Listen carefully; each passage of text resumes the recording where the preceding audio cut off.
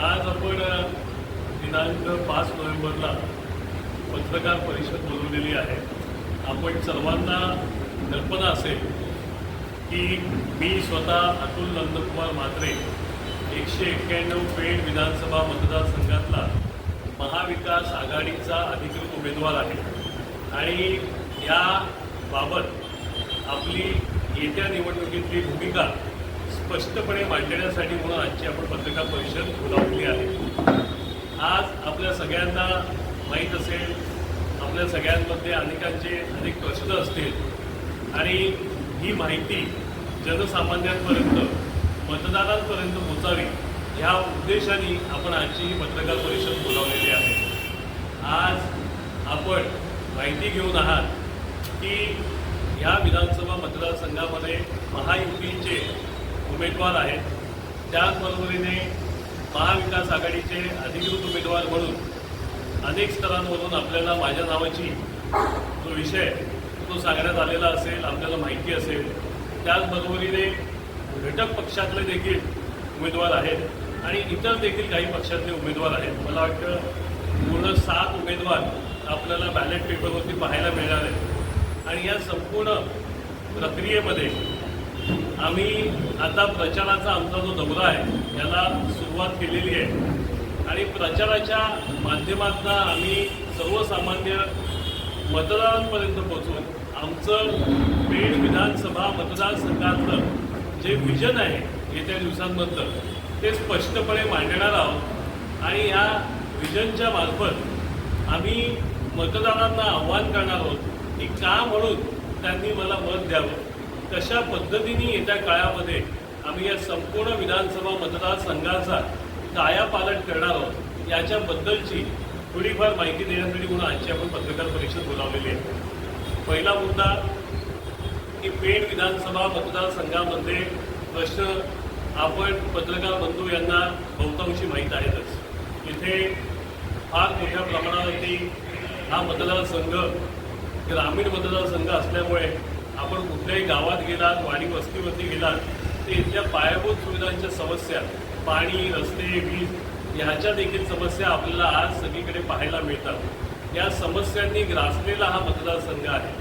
कोणाही मतदाराला किंवा जनसामान्याला आपण आज विचारलं की आपल्या इथे गेल्या 5 वर्षामध्ये समाधानकारक कामं झालेली आहेत का, तर प्रत्येक जणाचं हेच मत असतं की आमच्या इथे जी अपेक्षित विकास कामं होती ती झालेली नाही, समाधानकारक कामं झालेली नाही। प्रत्येकाला अपेक्षा होती की हा मतदारसंघ जो मुंबईपासून अतिशय नजीकच्या अंतरावरती असल्यामुळे इथे विकासाची कामं झपाट्याने होतील, पण त्या प्रमाणात काही झालेली नाही।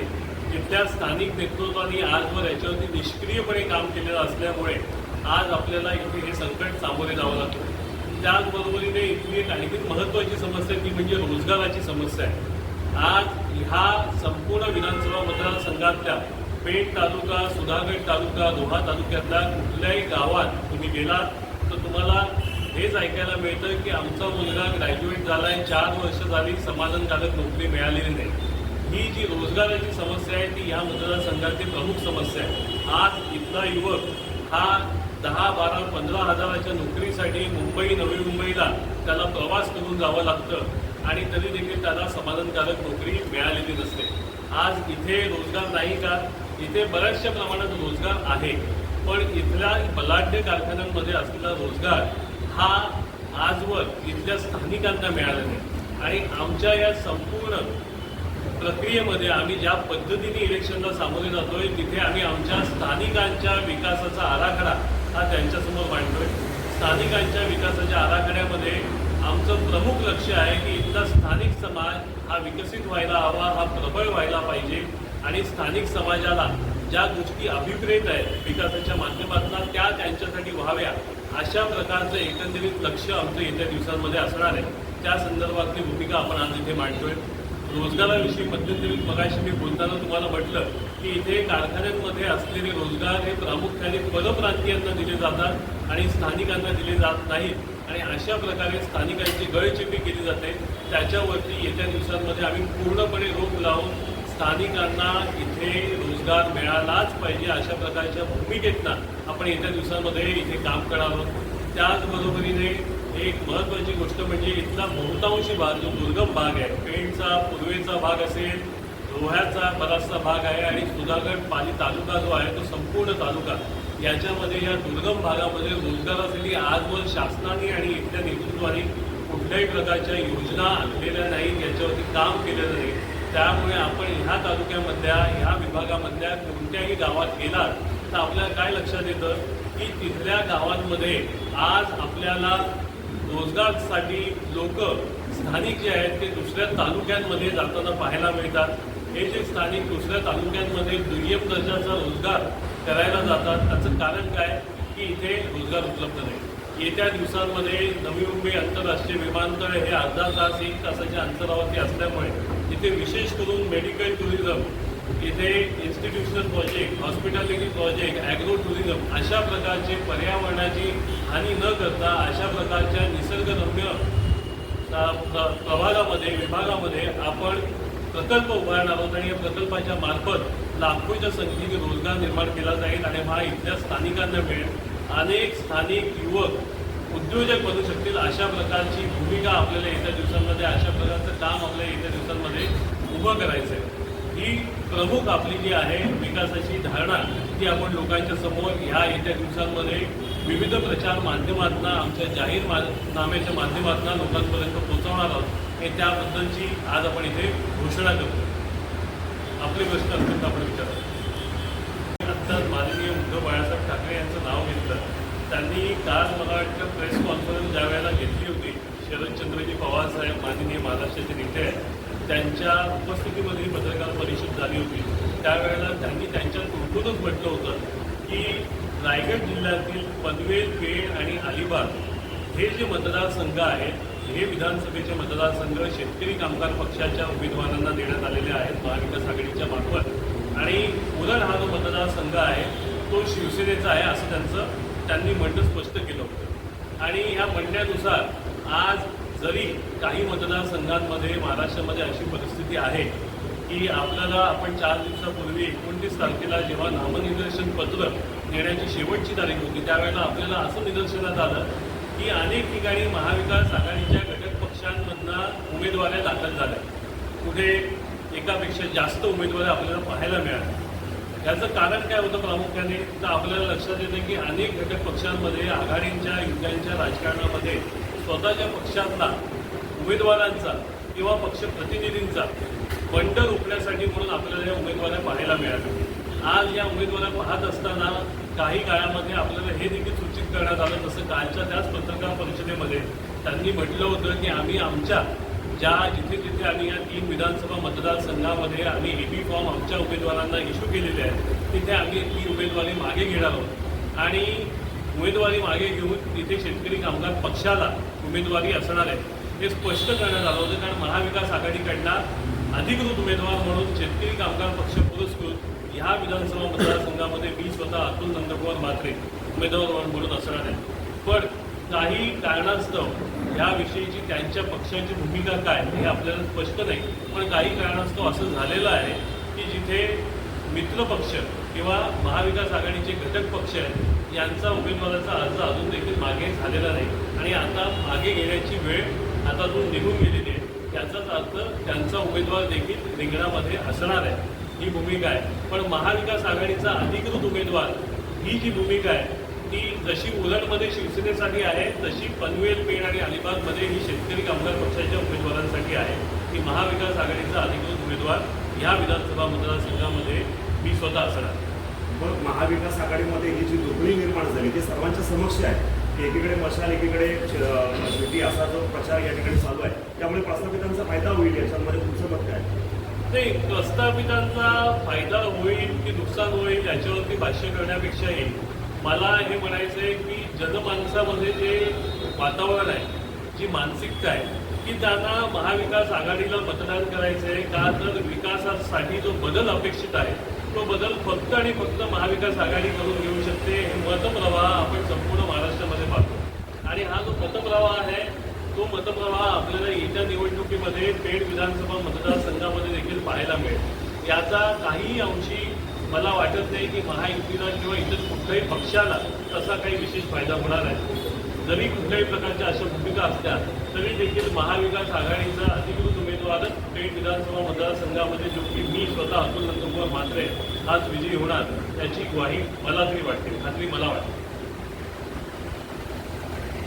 बैठकांच्या द्वारे, चर्चांच्या द्वारे, सभांच्या द्वारे याच्या संदर्भातली भूमिका सातत्याने मांडण्यात आलेलो आहे.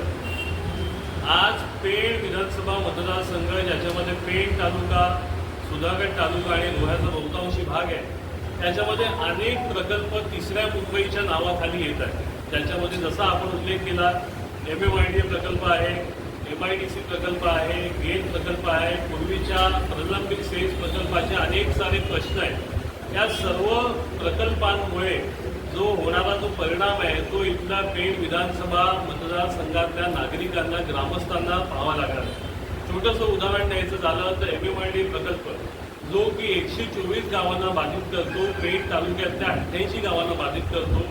ह्या प्रकल्पामध्ये महाराष्ट्र शासनाने MMIDAला NTDA घोषित करण्यात आलेले आहे. म्हणजेच न्यू टाउन डेव्हलपमेंट अथॉरिटी MRTPच्या 113च्या 1 प्रमाणे त्यांना सक्तीचं भूसंपादन करण्याचे अधिकार प्राप्त झालेले आहेत. याचाच अर्थ काय होतो की तुटपुंजे फायदे शेतकऱ्यांना देऊन त्यांच्या जमिनी शासन अधिग्रहण करून घेणार आहे. आपला महाविकास आघाडी म्हणून याला पूर्णपणे विरोध आहे.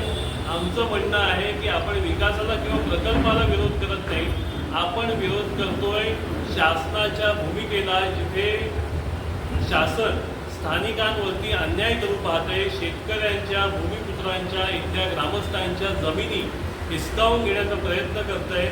आणि जे आपण आज नवी मुंबईमध्ये पाहतो, नवी मुंबईमध्ये देखील अशाच प्रकारचा NTDA प्रकल्प सिडकोच्या नावाखाली 95 गावांमध्ये झाला होता.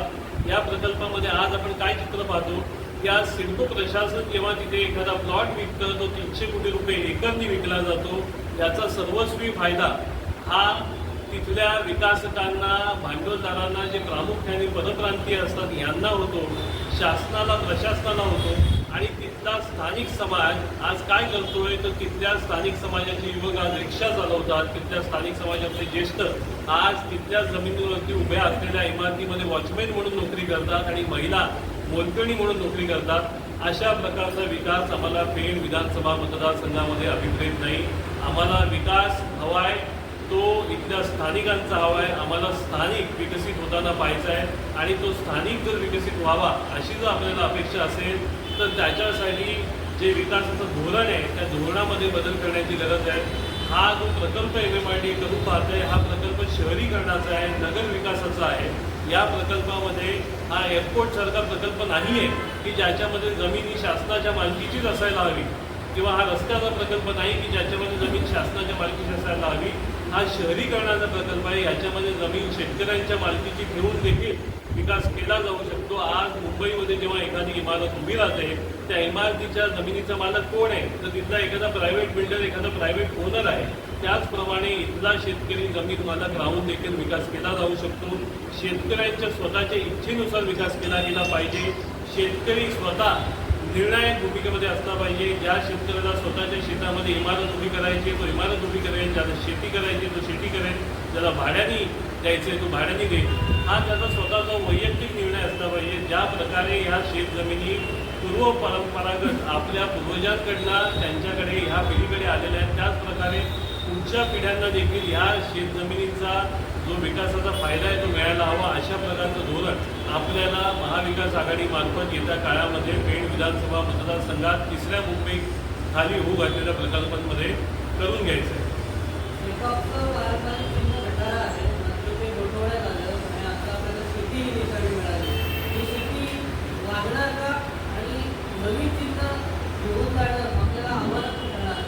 नाही, शेती ही जी चिन्ह आहे, म्हणजे आता आपण जो प्रश्न विचारला की शेतकरी कामगार पक्षाचं पूर्वीचं जे चिन्ह आहे ते उपलब्ध नसल्यामुळे आपल्याला शेती हे चिन्ह जे आहे ते शेतकरी कामगार पक्षाच्या प्रत्येक उमेदवाराला मिळालेलं आहे.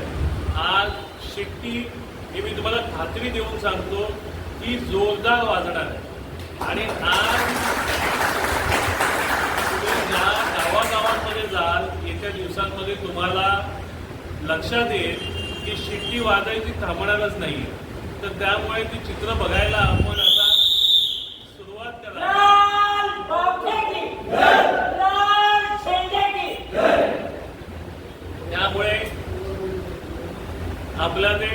पाहायला मिळणार आहे.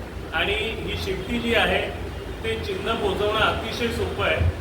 त्याच्यामुळे त्या प्रकारची भूमिका आपल्याला सगळीकडे पाहायला मिळेल आणि ही शिट्टी जोरदार वाजणार आहे.